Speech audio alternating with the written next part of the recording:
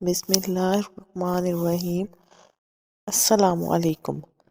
حضرت ابراہیم علیہ السلام مکہ آتے تو قیام نہ کرتے، مگر تیسری بار پھر تشریف لائے۔ اللہ کا حکم تھا کہ تعمیر کعبہ کریں۔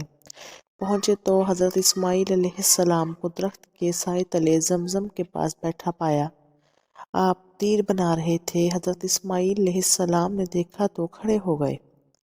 باپ بیٹے بغل گیر ہوئے۔ حضرت ابراہیم علیہ السلام نے فرمایا، بیٹا، اللہ تعالیٰ نے مجھے ایک حکم دیا ہے۔ حضرت اسماعیل علیہ السلام بولے، تو اطاعت کیجیے۔ فرمایا، کیا تم میری مدد کرے گا؟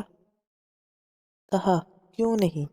حضرت اسماعیل علیہ السلام نے کہا، اللہ تعالیٰ نے مجھے حکم دیا ہے کہ یہاں ایک گھر بناؤں۔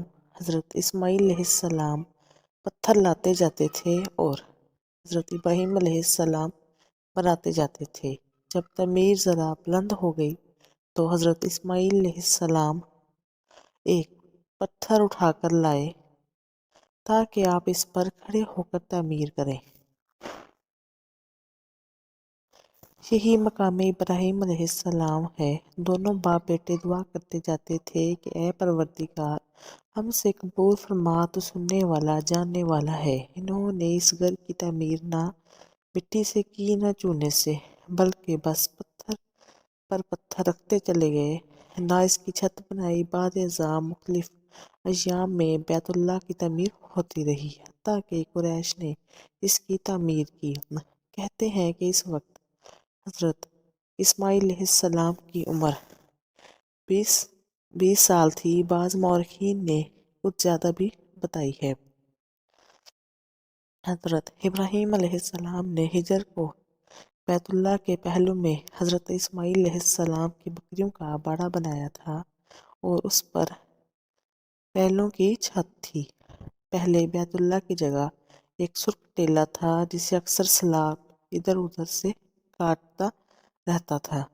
جب حضرت ابراہیم علیہ السلام تعمیر خانہ کعبہ سے فارغ ہو گئے تو انہوں نے حضرت اسماعیل علیہ السلام سے ایک ایسے پتھر کا مطالبہ کیا جسے بطور علامت کے رکھ سکیں تاکہ وہ آغاز طواف کے لیے بطور نشانی کے استعمال ہو سکے۔ کہتے ہیں کہ حضرت جبرائیل علیہ السلام اس پتھر کو وقبیس پہاڑ سے لائے تھے۔ آپ نے اس مقام پر رکھ دیا جہاں وہ اب قائم ہے۔ روایت ہے کہ یہ بہت زیادہ روشن تھا۔ حضرت جبرائیل علیہ السلام نے تمام مقام دکھائے۔ پھر اللہ تعالیٰ نے حکم دیا کہ لوگوں کو حج کے لیے پکاریں۔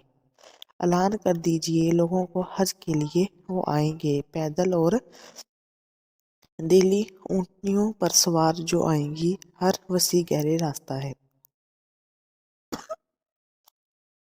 ابن کثیر اس آیت کی تفسیر میں لکھتے ہیں کہ حضرت ابراہیم علیہ السلام نے کہا، پروردگار، میری آواز لوگوں تک کیسے پہنچ سکتی ہے؟ اللہ تعالیٰ نے فرمایا، آپ پکاریے، ہم آپ کی پکار کو لوگوں تک پہنچا دیں گے۔ تفسیر جلالین میں ہے کہ حضرت ابراہیم علیہ السلام نے ابو کہ اس پہاڑ پر چڑھ کر پکارا، اے لوگو، اللہ تعالیٰ نے ایک گھر بنایا ہے اور تم پر حج فرض کیا ہے، لہٰذا تم اپنے پروردگار کو لبیک کہو۔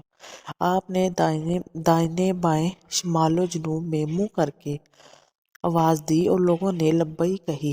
حضرت ابراہیم علیہ السلام نے ہر سال حج کے لیے آیا کرتے۔ بعد ازاں تمام انبیاء اور ان کی امتیں حج کے لیے آتے رہے۔ مجاہد لکھتے ہیں کہ حضرت ابراہیم علیہ السلام نے اور حضرت اسماعیل علیہ السلام نے پیادہ حج کیے۔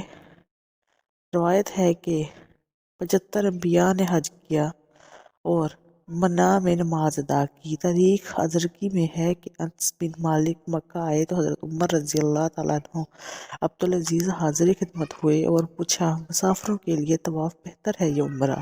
تو آپ نے فرمایا، طواف افضل ہے۔ ابن عباس سے روایت ہے کہ رسول اللہ صلی اللہ علیہ وسلم نے فرمایا، اللہ اس گھر پر ہر دن رات میں 120 رحمتیں نازل فرماتا ہے۔ 60 طواف کرنے والوں کے لیے ہیں، 40 نمازیوں کے لیے ہیں اور 20 دیکھنے والوں کے لیے ہیں۔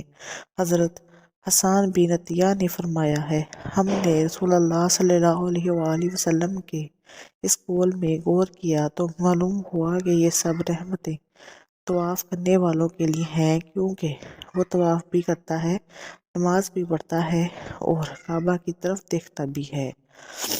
کسی نے کیا ہی اچھا کہا ہے، خانہ کعبہ میں طرح طرح کی فضیلتیں ہیں، گھر والا ہی انہیں جانتا ہے۔ جو کوئی یہاں اپنی خطاؤں سے ڈر کر آیا، اللہ کی حفاظت کرتا ہے۔